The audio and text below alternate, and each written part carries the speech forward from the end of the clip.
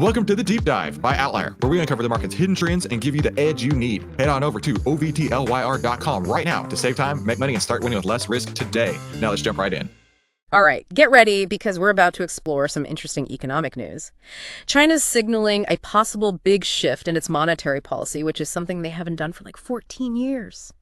They're thinking about changing from prudent to moderately loose, which goes us back to 2008 and the financial crisis. Yeah, that comparison's got everyone talking for sure. A switch to moderately loose basically means that the People's Bank of China, we'll call it the PBOC for short, is looking for ways to get money moving more easily through their economy. So things like interest rate cuts and maybe lowering the reserve requirement ratio for banks. Can you maybe explain the reserve requirement ratio? You know, for those of us who aren't exactly experts on central bank stuff. Of course. Imagine a bank has a vault with tons of cash. The reserve requirement ratio is the percentage of that cash the bank has to keep on hand all the time.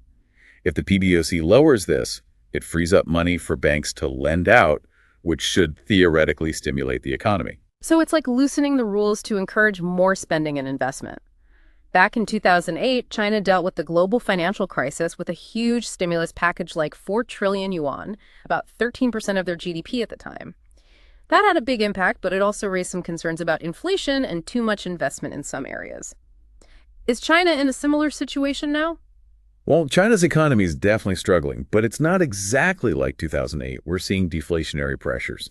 So prices are going down, which means demand's pretty weak. Consumer spending is also low, and the housing market, a major part of China's economy, is still going down. So if it's not a full-blown crisis, why the sudden shift after 14 years of this prudent approach? What's making the PBOC think about such a big change? Well, they're facing different challenges today than back then. One of the big ones this time is something called capital flight. Basically, imagine investors pulling their money out of China really fast. That's what capital flight is. And it weakens an economy by taking away resources and investments. Okay, I see. So they can't just drastically cut interest rates without investors taking their money and finding better returns elsewhere. They've got to be smarter about how they stimulate the economy this time. Exactly. They need to balance encouraging growth with keeping things stable. They've already taken some steps, like that 10 trillion yuan package for local government debt, but it's nothing like 2008. So no huge dramatic stimulus this time, more like carefully planned moves. What are some specific things the PBOC might do to make this moderately loose approach happen? We'll probably see more interest rate cuts, but maybe not as big as in 2008. Some experts think the main lending rate could get close to 1% by the end of 2025. That'd be a pretty big drop. So it's not just about what they do, it's about how they talk about it and building trust. Right. And it's about getting everyone on board, like, this is our challenge together, and we all have a part to play. Sounds tricky, especially in a country as big as China. It definitely is. And honestly, a lot of countries are struggling with this as we moved into, like, this new phase where the economy feels less certain. Okay, so as we finish up this deep dive, I want to step back and look at the big picture. What do you think this shift in China's strategy means for the long term? What does it tell us about what they want and where they see themselves in the world?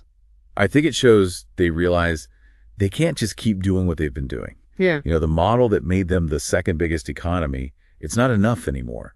They're recognizing they need to change to make things more sustainable, more balanced, focus on things like domestic consumption, new ideas, a better quality of life for their people. Wow, that's not just tweaking economic policy, it's a whole different way of looking at the future. Exactly. And it's a change that'll have big consequences for the global economy, for geopolitics, for people all over the world.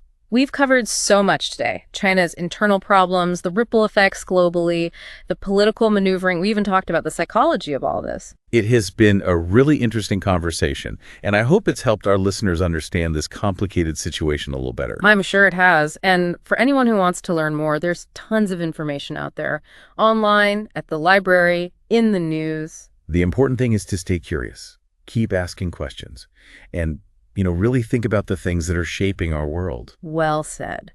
And on that note, we've reached the end of our deep dive. Huge thanks to you, our expert, for all your insights. It was great to be here.